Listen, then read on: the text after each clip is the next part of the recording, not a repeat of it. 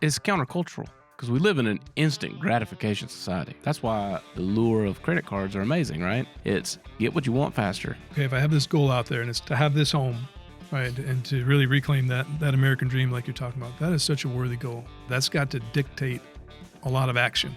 It's just a plan. Yeah. And most people are just going through with zero plan.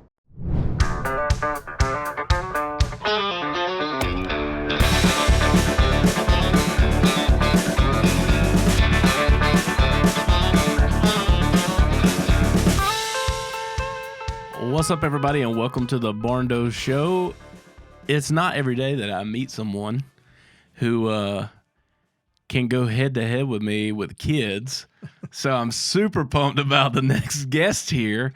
So go ahead and tell everybody kind of who you are and what you do a little bit, and then we'll dive into how you and I ended up with a squad.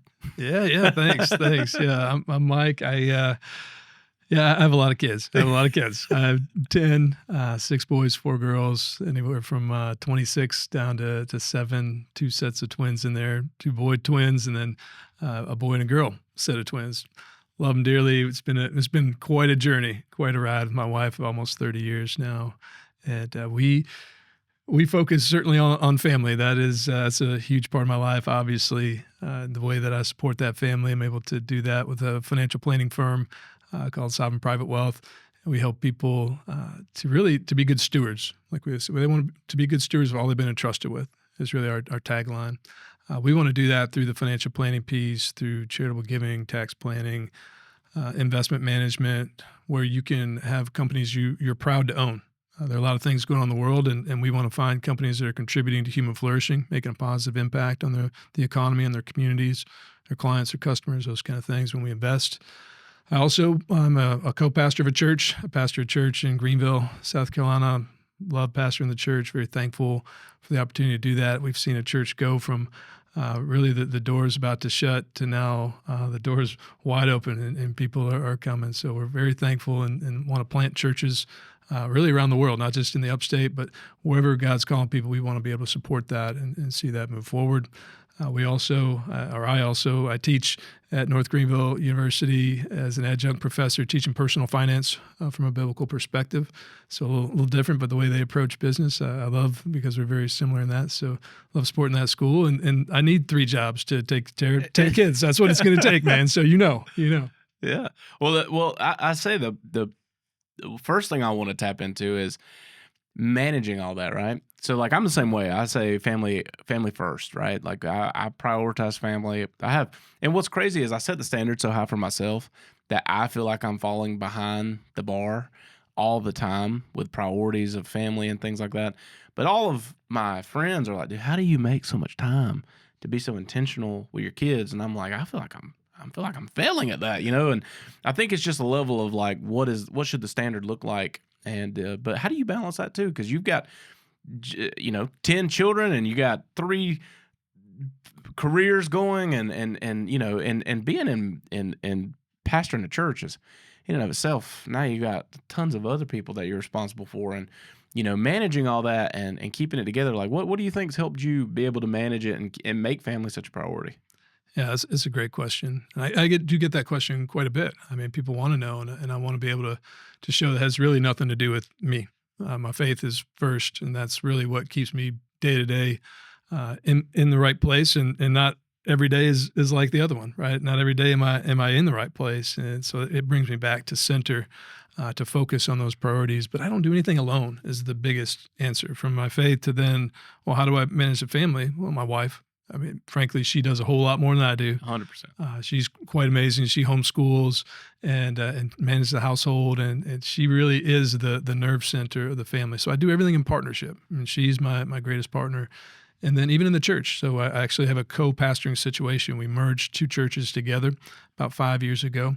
And that allowed me to take a lot of the burden off for the administrative day-to-day of the church. So I have a co-pastor named Michael Bain. He's fantastic and a great partner in ministry. And now we have elders that are coming on board to help alleviate a lot of that pressure and take some of the load. And then in my business, I have a great business partner. He's 20 years younger. He has a different skill set. I'm vision, he's details. So we work really well together. And that's what it says. It has nothing to do with me. It really has everything to do with the people I partner with, the people that are coming on board to help. And I'm just very thankful to be able to experience what I do. And I'm with you. I feel like I'm falling behind all the time. Like I'm not really able to do what I need to do with the family. My kids are, frankly, they're just quite wonderful. I know I'm biased, but Yeah. I mean, they're amazing kids, and they make it a joy, and they make it pretty easy overall. So yeah, just don't do it alone. Yeah, I have to throw credit where credit's due with my wife as well, because we're in this homeschool journey as well. And but people hear my story sometimes, and we talk about all the kids we have and all these things, and they're like, "Man, you guys are saints." I'm like, "No, no, no. One of us is. My Right. wife is a saint, Yeah. and she saved me and rescued me from the darkness, just like she did our children." I said, Yeah. basically, she's raising 11, and I'm just along for the ride.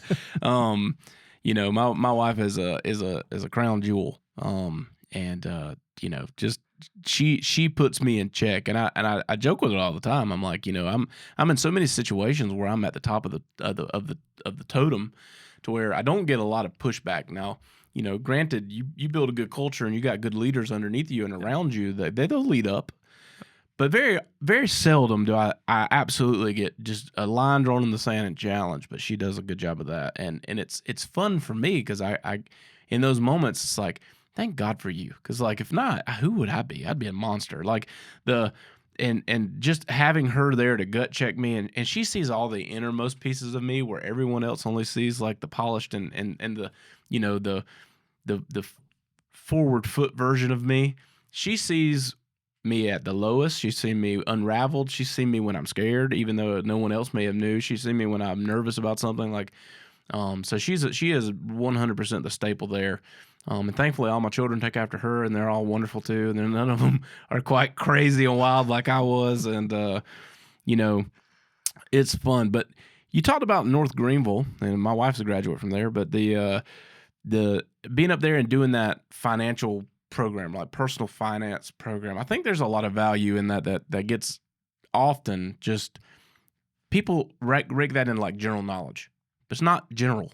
It's definitely knowledge, but it's not general, because most people figure it out on their own, and we don't do a really good job of making that a staple. Like we should be teaching financial literacy the same way we teach the ABCs to our children, because it money fuels the world. It makes everything happen. And in the business that I'm in, we're meeting people that have a vision, that have a dream, and we don't know where they're at on that financial journey. So there's no shortage of vision and dream, but the difference in those becoming reality are often tied to financial processes, right? So I think it would be fun to hear your perspective on some of that, like just in general terms, people that are looking to build a home for whatever reason that may be, right? They could be living in one now and they're wanting to pull equity and go and build something better, or maybe they're in a rental situation and they're trying to build some fundamentals. They want a permanent place, and what we've seen even in today's generation is a return to that. There's probably a 15-year window where rent was more popular than ownership, and I don't think it had anything to do with price. It was just a different philosophy of life. Like, people were more into hanging with their friends and doing yard work, or people were more interested in, being able to be fluid and not have roots anywhere. But now, like, that kind of ran its course, and there's a new generation, early 20s, that are more like the early 40s. And there's that sandwich in between where the rental life thing was beautiful, but like, home ownership is a huge dream in the hearts of a lot of young people, a lot of middle-aged people, and finances fuels that. So if you were to like kind of lean into that a little bit, what would be your perspective and take on that to families? Yeah, I mean, I think that's even as you say that, I've seen the same thing, right? I've seen the same thing generationally. What got me into it in the beginning was to really understand finances. Was as a young man, I went when I went to college, freshman year, like it is still today. I went up to the vendor booths. We had a football game. They had all the vendor booths. They call it the Wares Fair, right? So you can find all the different things going on in the community, whatever. A lot of banks there, a lot of credit cards. They said, "Hey, man, you want a T-shirt for the football game?" Yeah, I love a T-shirt. So I just sign up for this credit card. I had no idea. Wasn't taught these financial principles. So I went and got that credit card. It was great. I mean, I went and charged that thing up throughout the year and didn't realize that I was going to have to pay that by a certain time. And then I saw the interest charges and different things going on. I spent my summer between freshman and sophomore year working my tail off, working 2 jobs, trying to pay that off. And I got in that situation, a bad situation. So I never want to be there again. So I need to understand. And most people just haven't learned. I don't know if you're growing up in a family where you're taught financial principles, man, that's a great hallelujah right there. That's a big praise. Just that you have an advantage, that most people don't have that. I find that teaching personal finance at NGU, most kids come in, they have no idea how to even structure a budget or what kind of goals to set. So in the end, that's why I looked at finances, knew I had to go further, and now want to help people get to that place where they can understand their finances, set goals, and achieve those goals. And the way to do that really does come down to being able to put it all on the table and say, okay, here's where we are. We have this amount of income.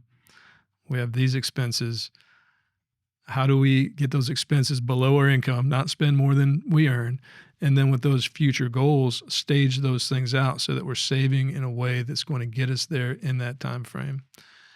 That reality check, that gut check, it can be very difficult to start that process. A lot of people want to avoid starting the process. But the encouragement would be to go through the short-term pain for a lot of long-term gain as you get the financial house in order. If you can create that budget, if you can set those goals, you will then find yourself achieving those goals in I wouldn't say fairly short order, but I would say in a way that allows you to see progress. It shows what you really can do and the power of money and the power of compounding interest, the power of budgeting as you work through it. So it does come down to what people's goals are and then the process for getting there. And there are processes. There's some really, really good tools, some really good strategies to get people where they want to go. Yeah. Well, let me ask you this. It's countercultural because we live in an Absolutely. instant gratification society, right? That's why the lure of credit cards are amazing, right? It's get what you want faster, and then the back end of it is it's just going to cost you 10 times as much, or impact you from an instant gratification moment today that prevents you from getting this thing that you really wanted long term because now you got credit implications and all these different things happening. And I think there's a like even myself, similar story in college, got a credit card, never used it. But I was told by someone, hey, you need to get one because that'll establish your credit. And I never used it for anything. And one of my uncles was like, well, if you put gas in your truck and you use it, when you get home that evening, pay it off. and I was like, I'm just afraid of doing that. I never used it for anything. Well, me and my wife decided to get married, and she had picked out these bridesmaids dresses for all of her girls, and I think some of them, but we had a big wedding. I don't remember, 10 bridesmaids, 10 grooms. It was insanity. Some of them had bought them, but others, you could only get to this one place, and they're all young, and everybody's trying to figure it out. And she was like, do you think we could just order all these dresses, and then everybody could just pay us back for them, in cash or something? I'm like, sure. So she took my credit card, and we bought all those bridesmaid dresses. And it was like $2,200 worth of dresses or something. And I'm thinking like, man, that's a lot of money. And they bought it, and then some of them paid us, some of them didn't, but we'd get money, and they'd be like, hey, we got this cash, let's go out to eat, And I never thought about it because it's like $19 a month, right? Okay, just pay that. Fast forward 10 years, and I still had a balance on that credit card. It had never been used for anything else. At this point in time, the 0%'s gone. I'm paying like 34.9%, interest, and I owe more now. 2 times the amount that was originally charged. 10 years later, I've been paying $19 a month for 120 months, and the balance has grown. And and the only way we found it was the church that we were a part of. did financial literacy class, and we had Joe Sangel's program, and we're in there doing I was broke, now I'm not, and we're trying to put all this stuff on a board and do it, and I'm looking at that going like, I'm never going to financially recover from this thing. And I remember when we finally paid it off, the feeling of how great that was, and it all built up from just not knowing, like, that was a dumb idea, or that it was dumb that I didn't take the money that I received back and just went ahead and paid it off. Um, and I think a lot of people get stuck in that, and so, like, constantly we're doing that. And, we have great lenders and great partners, and they'll help people and do those things. And there's programs for people that maybe had a mistake on their credit to get them into a home and stuff like that. But just the strategery of what's really unique about barndominiums, and it's unlike any other home that I've ever seen. Now, there's a couple others, like tiny homes, pretty trendy. Like there's, people that are rehabbing like these old retro RVs and stuff, and like they got a little following. Barndominiums have like a cult following. We have Facebook groups with millions of people in there. And now if you look at all the members in there, less than 1% have one. But it's this fascination of, like, it's almost like reclaiming the American dream, right? And all these people are in there, and I like just trying to prepare them. They watch this show and they do those things. What would you say are some financial principles? Somebody that's got this dream that they want to buy some land and build this home for their family.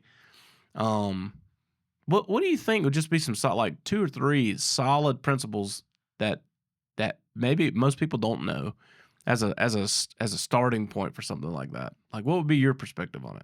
Yeah, I think there's a lot of ways to approach that and look at it. Okay, if I have this goal out there and it's to have this home, right, and to really reclaim that American dream, like you're talking about, that is such a worthy goal, right? So that's got to really inspire. That's got to dictate a lot of action, and those actions really come down to the basics. Number one would be you got to know where your money's going, right, to get to that point. So what does that look like? That down payment to secure the land to get things going.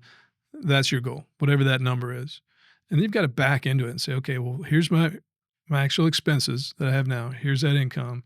And how much do I need to get there? And what's that time frame going to be? So it really comes down to the budget. I mean, truly, there's a lot of great tools and resources out there, a lot of budgeting apps, a lot of ways to skin that cat, but making sure that you're actually seeing where things are going. And one of the ways that I've seen just to get things started that's been really helpful is to do a 30-day spending diary, so to speak, to say, okay, just we're not telling you to go and set the budget today and now you're following it. It's just for the next 30 days, track where your spending's going and evaluate that. And that's going to help you to develop that budget to plug things in. But most people, what you see in that 30 days is like, oh, wait a minute, I didn't know I spent whatever, $50 at Starbucks in a month. That's not something that I necessarily knew or no, I know I shouldn't be doing that kind of thing. And therefore you begin to identify some areas that are really going to help you to whittle down some expenses and push that money toward that goal.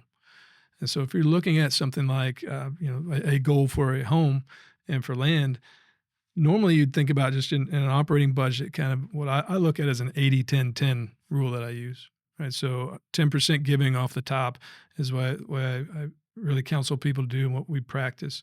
And then 10%, let's match that with savings.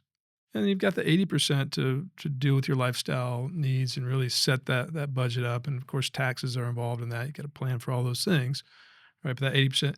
But if I'm looking at something like this, that's when I begin to shift. I say, okay, on that savings piece, I want to get there quicker. So let's set a goal there. Let's set that goal at 25% in saving our income. And then backing into, well, what's it going to take to actually make that happen, to get aggressive, to be inspired by that goal. So number one is budgeting so that you can see where it's going, and then taking that goal and making those decisions about how much we're actually going to be saving to get us there the fastest that we can or within the time frame that we established. It's not about just doing it the fastest as you can. Maybe you have that goal and, okay, it's going to take me 2 years. I'm doing this right now myself because we're saving, looking to move. And so upping those savings. And for me, it's looking at upping those savings, knowing as I backed into it, here's how much I know my budget will be for what I'm going to be paying on a monthly basis for the home.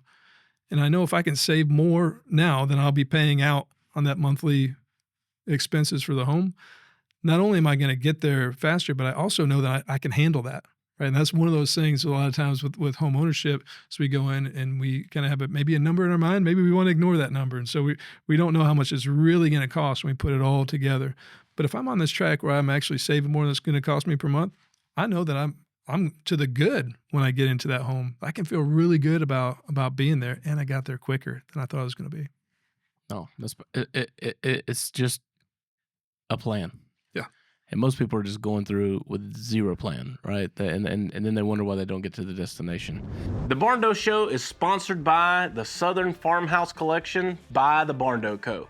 If you are in the market for a new home, and maybe you've explored the barndominium side, but you need more space for your dollar, and you're limited by budget, check out the Southern Farmhouse Collection. What we've done is took a traditional build style, applied it to all the tried and true and loved and cherished Barndo Co plans. You can check out more details about the SFH Southern Farmhouse Collection at thebarndoco.com. But you lean into giving first, and that's something that's very passionate to me as well. Something we built our whole company around, and we practice that on a personal level, but then in business ownership, I do it as well. And it's one of the most powerful things inside of our company with culture. People love to be subscribed to something bigger than themselves. People love to see generosity at work. People love to see those kind of things happening. It's foundational biblical principle, but it's in a corporate world, it's not always perceived that way. But the feeling around it is so good that it gets people wondering why. And it's opened up so many doors to have great conversations and really get down to like the grassroots of why we do it and how we do it and all those kind of things. But that giving principle, I remember on a personal level, never understanding giving because I was living in this scarcity. Everything was scarcity. I didn't make a lot of money. We struggled, and I know that's a lot of people's story. Me and my wife really were struggling in the early years of our marriage financially, and there was this massive scarcity mindset of how do you expect me to give anything, But when you realign yourself to a plan and you live on a principle of controlling what you're being given, right? I'm being given a little and I'm not doing a good job with it, but as I start doing a good job with it, as I get more, I can do better with it. But I remember going through this workshop. I'm in my early 20s, and we're living on a major, tiny budget. And I remember the first month where we'd kind of figured out our finances, and we had figured out okay, if we do this and we give 10% and we do this, we're trying to net zero here, and well, not hard to get to zero. It was hard to get a 2-0, right? We were in the negatives. But I remember the first time that we'd paid off that old Washington Mutual credit card, and we had a car that we had bought, and we had paid cash for it, and we had used our little emergency fund to do that because it was a massive need because our other car completely busted, and we kind of built up this first few months just trying to get some foundations in place. And the first time we were able to give, it was the most rewarding thing in the world because forget how small. It's 10% of what I was doing, and the ability to do that gave me a sense of I'm living for something bigger than myself, and it's almost addicting to give. And if you focus on it, every move becomes bigger than yourself. Because if you're not doing it, then it's just self-absorbed and self-consumption, right? And then you will align your thought process of reasons why you shouldn't, right? Because you want to self-justify this mess you're in. You don't want to acknowledge that you're the reason you're in the mess, but you definitely want to justify that every dollar that's being spent and how it's being spent and where it's going and all the things that are happening with it, because it's completely justifiable. Because you never experienced the reward of giving. And then it was little to nothing, but it was intentional, and it meant something to me. And then as I grew and we got into a business, the reward of giving, there's nothing that we do as a company. There's nothing that we can do from a culture perspective. There's nothing we can do. There's no fun, groundbreaking moments that are more inspiring and more rewarding and put smiles on people's faces and make them feel proud of what they're doing more than when we give. And we do it with time, and we do it with money, and we do it with every resource. And everyone in that organization now is tied to that. And no matter, regardless of personal income, regardless of what level you play, we all collectively did this. And it sets the bar to start living in abundance, right? And abundance is not a numerical value. It's the abundance is I took care of myself, but I was able to contribute above that. And it starts small. And then as it grows, it grows. But moving the needle, like I'm constantly inspired. And I think for me, it's like I'm so impact driven that when we talk about growth in our company, or we talk about the opportunity to go into a new region, invest into a new community, take our product there, it is exciting, but to go and do it because it's fun for me. It's a challenge, all these things. Like I'm addicted to that as well. But the bigger part for me is like I get to make an impact there and give, and collectively the pool gets bigger, and we get to give and do more awesome things. This journey's been insane. But it started with a mindset shift in personal finances, from where I went from a scarcity mindset of I could never afford to give, and I looked at it as a debt, versus looking at it as what it truly is the opportunity to impact something outside of yourself. And it is the most encouraging thing in the world to experience. So I love that. And I love that about you. And, even in your company, one of the first things you hit there was like tax and giving and all these things. Cause I think it's missed. It's missed so often is, when you get to the business world, you're incentivized at a whole nother level for giving, but there's nothing more rewarding from that. So like what, I guess personally for you, how do you tie that into your life, and how, like, the rewarding side of it, and then you get to go in and encourage other people to adopt that, whether it's at North Greenville with personal finances, or if it's inside of a business with their business finances. Like, what has that been like for you? Oh man, it's been the most exciting part of the journey. What you're talking about, what makes me excited is you're talking, man, you're a steward, right? You see it as stewardship. It goes beyond you. It impacts not just the people directly around you. It impacts communities. It impacts the way that you do business. It impacts the way that you're an employer, in all these areas, right? It's impacting. It's through stewardship, giving being this main vehicle by which we're able to show that, hey, no, this is not ours. We are living for something greater, and it impacted me. I didn't grow up with any faith background at all. And, maybe I'm a little simple, or I know I am. Actually, I'm very simple. Listen, I mean, when I opened my Bible and it talked about giving, I was like, man, oh man, there it is. And I was actually, when I'm studying finance, because of what I told you before, why I started to study finance, I then started to read my Bible. I'm like, hey, these things aren't really matching up. I was at a state school, public school, and I'm reading my Bible. I'm like, these things just aren't there. Now, if I put the scripture over this, now I can kind of test out what I'm seeing here. And what I kept seeing was a lot of talk about money and possessions and how that impacted eternity.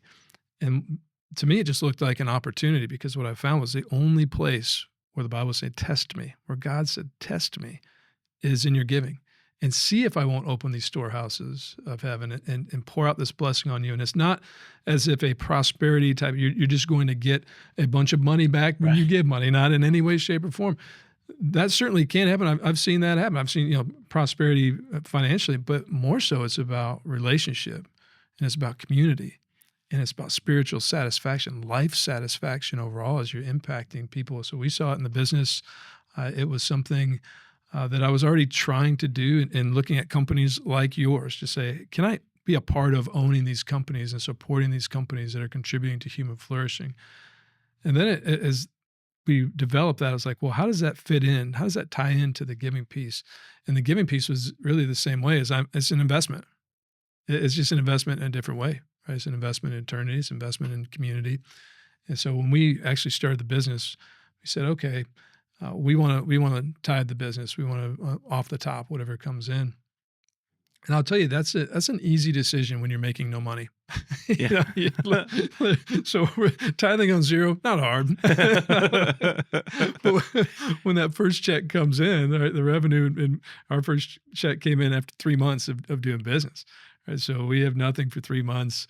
We're living on savings, trying to get the business going, and the check comes in and say, okay, now there's not quite enough to keep the lights on in that revenue, but we've made this commitment. Are we going to do it? And I looked at my business partner, and he's so wonderful. He said, "Yeah, man, we're doing it." I said, "Yeah, we are. We made a commitment. We're going to do this. Let's test it out." And the crazy thing was on that day when we said, "Okay, let's write that check. We'll get that into. We have a donor advised fund. Like we're giving that, and it's already gone."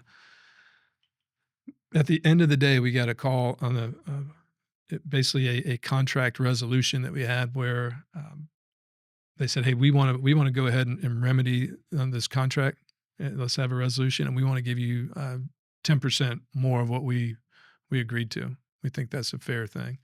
And we said, "Yeah, that sounds pretty fair. That's actually the exact number that we gave away this morning." So again, not that that's the way, but to us, it was such a confirmation of like, yeah, test me this and see what happens. I will provide for you. And so we struggled in the business for many years of just trying to build it, but still remaining true to that and seeing the joy that brought us in the midst of those struggles in building the business made everything worth it. It impacted people around the world. And to even imagine we get to be a part of that is the craziest thing to me. Like we can impact our community in a positive way. For example, we have 3 orphanages we support through a ministry called Set Free right now, just as the business.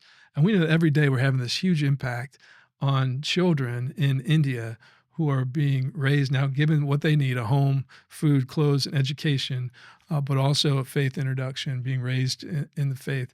I mean, I don't understand why I get to be a part of that. And that's what giving does. It unlocks a whole different perspective, like you're talking about. It opens up the ability to impact your communities and the world in a way that really, it doesn't matter, my name on anything or what I'm doing. God owns it all. No. And we just get to be a part of something You so become special. part of the community. Yeah.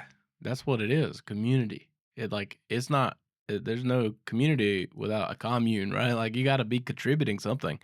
Um and I think that just for me personally, it unlocked a lot when even though I was working towards something, that to make giving a priority in my life. And look, you don't have to, but man, it's so rewarding when you do.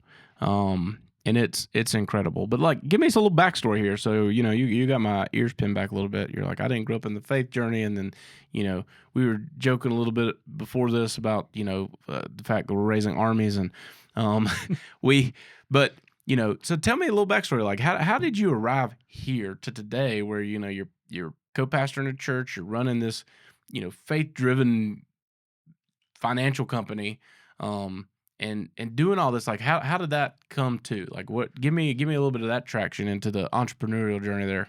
It's a pretty wild journey because I didn't grow up in it. I don't think if you talk to people who knew me before I was 20 years old, and they saw where I was today, they say, would never have guessed that in a million years, right? There's no way. Are you sure that's the same guy? And I would say, I'm not the same guy. I came to Christ at 21. I became a Christ follower, and I was kind of bottomed out. I was definitely searching for meaning. I quit school, college about halfway through. Didn't feel like that was the path for me. I really thought that the Marine Corps was where I was supposed to be. I'd always wanted to be a Marine. I was really in college, wanted to be an officer, and so that was my path. And I just got so frustrated and fed up. So I'll just go enlist now. So I ended up living at the beach for a little while. It's kind of funny if you're going to the Marine Corps. Usually I don't know that you go and be a clam farmer for a year before you actually do that, like grow dreads and live on the beach. But that's what I did. I thought it was pretty cool. So I went and lived on Folly Beach, and I was actually a clam farmer. I was a mess, and really got into a lot of trouble there with me and my buddies. And it was one of those things where I need to make a decision. And actually my wife, she was my wife at the time, of course, she kind of came back into my life. We met when we were 14. And that kind of woke me up to something like, I know there's something greater, right, than certainly what I'm doing now. And so I said, I'm going to go ahead. I'm going to go in now. I was kind of on this wait, and said, I'm going in. And then I had this delayed enlistment where they said, okay, yeah, you're in, but before you ship out, you've got to wait for this position to open up and what we think you're going to do. So Actually, I had a couple people that just spoke into my life, and I wanted her to be my girlfriend. She said she wouldn't date me because I wasn't a Christian, so that kind of didn't really faze me at all. So that was ended up being my wife. But I would go over to her house and just knock on the door and want to hang out with her. And her dad was fantastic, and he's a Marine, and he'd been in Vietnam. He'd been a combat veteran, Purple Heart, Bronze Star, just an amazing guy. And man, and he loved Jesus. So he would invite me and he'd say, Mike, let me make you a sandwich. Like, hope don't really want to hang out with you right now, but I'll hang out with you. And he would just share what happened in his life, and he would share God's love with me, and it opened me up, and I started to be open to the things of God, to spiritual things, and then when I was getting ready to ship out, he said, Mike, will you take this Bible with you to boot camp? And I said, man, for him, I would do anything, right? So he pulls out this Bible, and it is a giant red Schofield Notes Bible, this big study Bible. And when you go to boot camp, you're not to take anything with you. And the only thing they'll take everything off your person, put it in a warehouse until you're done, unless you have a Bible. And so I thought, well, here's an opportunity. He wants me to do it. I'm going to do it for him. But I also know they're going to let me keep this. So I'm going to tape a picture of Hope, my girlfriend, my wife-to-be, the one I wanted to be my wife. I'm going to tape that in the back. At least I'll have a picture of it. I'll sneak it in. That's actually a big motivation that I had. Never read the Bible. Never had any background, like I said. So here we are. And I was in Spartanburg, South Carolina. And they came to pick me up. So here I am in the northwest corner of South Carolina, going down to the bottom, right, to the southeast corner at Parris Island. And they picked me up in this big bus, or big van, not a bus, but a big van. And they stop in every backwater in South Carolina picking guys up. And so I'm the first guy on because I'm up in the corner. And I've got my Bible on my lap because that's all I'm taking with me. And next guy gets on. He said, hey, man, you scared? I said, yeah, I'm scared. He said, well, read me from that Bible. I said, okay. So I open up, and I just happen to open up kind of in the middle, 23rd Psalm. The Lord is my shepherd. Wow. I shall not want. And I read that to him, and he said, man, that's good. I said, that is good, isn't it? And we became fast friends. Next guy gets on, and the first fellow that got on before him says, hey, preacher man, read him what you read me. Man, you're scared, right? And the guy said, yeah, I'm scared. He said, well, listen to preacher man. They started calling me preacher man from day one. Right? I had no idea what was going on. So I read everybody that got on that van. I read 23rd Psalm too. I mean, we were having a church service there by the time we got down there. The drill instructors, they ended that real quick. But so I got there, and they were beating me up over this thing. First night they saw me with this Bible. Here I am. I'm tall guy. I'm the tallest guy in the platoon. The whole point of boot camp, don't stand out. Right. So here I am standing out like a sore thumb, tallest guy, giant red Bible. And they said, recruit, get up there and pray for everybody. So first night in boot camp, I had to pray for everybody. And I'd never prayed before. Certainly never prayed in public. I'm not sure how many times I cursed in that prayer. I don't want to know, right? I mean, there's no telling what I said in that moment. So I laid all that out, and then they would just beat me up over it. They'd say, man, like, put the Bible on the ground. If I put the Bible on the ground, don't disrespect the Bible, then I'd be hurting for a while. They had some special exercises they could do to make you to regret your decisions. And so after about 2 days of getting beat up over it and all this stuff happened, I said, well, I really need to start reading it. I mean, why wouldn't I read it? And I started to read in the book of John. It took about 2 weeks. I would read at night with my flashlight. They called it a moonbeam, right? In my bunk. I would be up there with the lights out just reading. And the more I read, the more I wanted to read. And it didn't make a lot of sense to me when I started, but there's something about it. And after about 2 weeks, like, the light just came on. I said, this is true. Right? Like, Jesus is God. This is true. And how can I be saved? Like, how can I have a relationship with God? And my father-in-law who became my father-in-law, he had written in the inscription and really just laid it out. Mike, here's how you pray to God. Here's how you can receive Jesus Christ as your Savior. And everything changed. Wow. I mean, it was really incredible. Since that day, now I could come back home and say to my girlfriend that I wanted to be my girlfriend, hey, I'm a Christian now. Now you can date me. So within a year, we were married after I came home. So that's when it all started. And that whole journey for me, like I said, pretty naive. I mean, I said it hopefully in a positive way, right? Like, I'm just I was a blank slate. And it's kind of like if you learn to, shoot a bow or shoot a gun, right? If you learn one way and you try and change that, it's a lot harder. Kind of thing. Later on, somebody teaches you. But For me, I didn't have any background, no church background, no faith background. So for me, it's just blank slate. Let's go. What is this all about? And just start walking it out day by day with my Bible and my wife and my pastors over time helping me out. Yeah. Wow. Talk about that's hilarious. That's one of the greatest stories I've ever heard in my whole entire life. Is they just started calling you preacher, man, and then you had to pray for the whole. That's fantastic. I mean, that's how leaders are born, I guess, right? You know, in the fire, right? Got to go through the fire. I don't know what I'm doing, but I'm not gonna let anybody know that I don't know what I'm doing. So, what a fantastic story. So, I guess, how old's your oldest child? Oldest child just turned 26. So what was that like? Like trying to piece things together as you know, you start you get married and you start having children, then they start multiplying, and then you're trying to piece all that together. You know, like where do you think? I guess one of my favorite sayings in the world, and I've said this a billion times on this podcast, but I can't help it. It's too good. Is like be where your feet are, and that's one thing that's a huge priority for me. And it's so hard. It is so hard, especially running business, and especially when you are responsible for other people and people calling you with crisis, right? And but you also have this duty to your family. Being where your feet are is big. So like, it's almost like a light switch for me. Like I have to. And we just bought a farm. My whole family just moved out there. My office is on it. Like there is no separation now. Like at any point in time, I get up, I go to work, I'm working in there, and my assistant Haley's in the office beside me, and like I'll hear my children over there terrorizing her. I'm like, "Welcome to your new normal," right? Like they're here now. There's no separation. But that walk from that door to that door as the shortest it's ever been.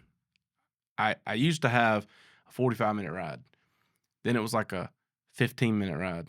I could stretch it to 20 if I made a lap around the block. Now I have a 30-second walk. And I have to be able to go from whatever fire I was solving, whatever the day had thrown at me, and turn that off and turn on this CEO of home and walk in the door and know that they do not care. They don't care. They don't care if the day was great or bad or up or down. They love me. But none of that matters to them. And if it doesn't matter to them, why should it matter to me right now?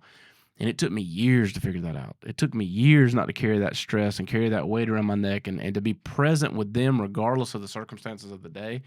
What for you, what's that like? Because I mean, it's not every day I meet somebody that's got the same amount of kids as me. That's like, you know, it's hard because they're all different too, and they all receive love differently and criticism differently, and you know, absolutely. And so what's that been like for you, and how have you built some guardrails for that? Yeah, I'm with you in a lot of the same ways. So I actually have an office at home. We have a little farm, and then I have an office at the church, and then one downtown in Greenville, about 45-minute ride.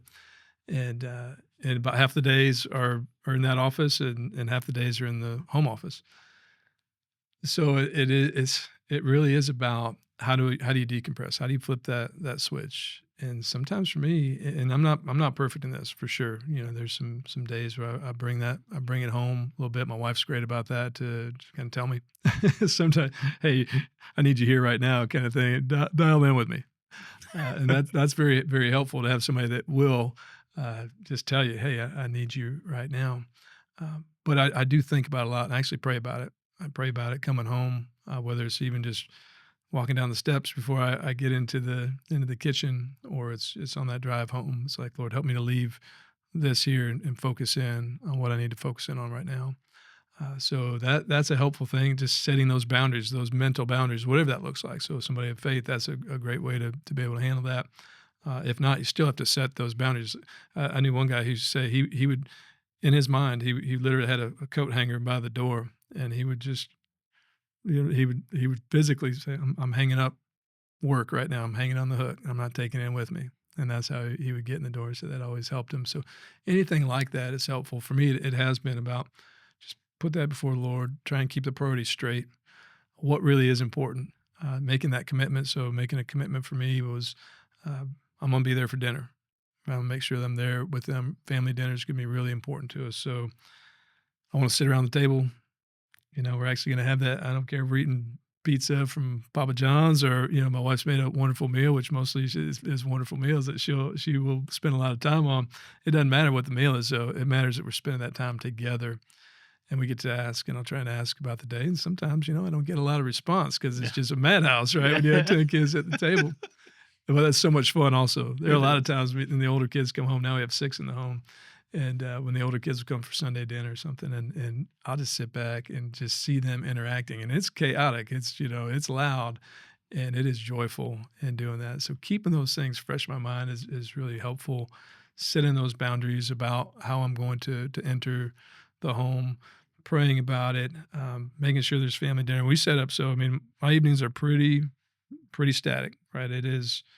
It's family dinner, it's clean up, and we actually spend some time together in a family worship where we just are able to talk about, sit around in the living room, sit on the couches, got a little devotional book we'll go through, but also get a chance for people to interact, on a spiritual level, but also say, yeah, how's your day? Like, what's going on with you, kind of thing. And then teaching them how to do that, like giving some ownership to the kids to let them lead it, to let them speak into it.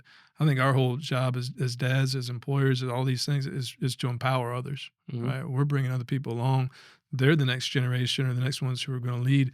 Our most important thing is to invest in them. So it does come down to mindset and then the practical realities of how you implement.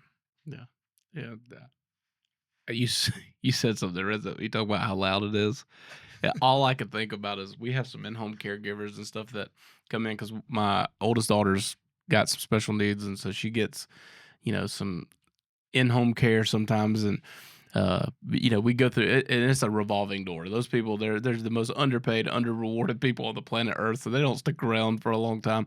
But they come in, I tell them, I say, listen, we're not yelling because we're angry. We're yelling so we can be heard, right? Like you have to talk at a certain decibel level in this home, or no one's going to even know you're speaking. Because there's kids everywhere, like literally everywhere. People come over to interview for that position. And they walk in and like we introduce them to Haley, and we might have one of the little sitting on the couch or something, and then like another kid walks in, they're like, oh, and then another one comes out of this room, and then 2 more come down the stairs. They're like, what is going on? Yep. But it's loud, it's fun, but I wouldn't trade it for anything in the world. And I think honestly, it's made me a better leader in business, because if you can manage the emotions and the psychological journeys that all these little children are on, and all of them in different phases, and every one of them with a unique personality, and the things that one of them loves, the other ones don't, and managing dinners around that, right? Because you got very opinionated, and I'm raising little leaders, so they speak up about it, right? Like they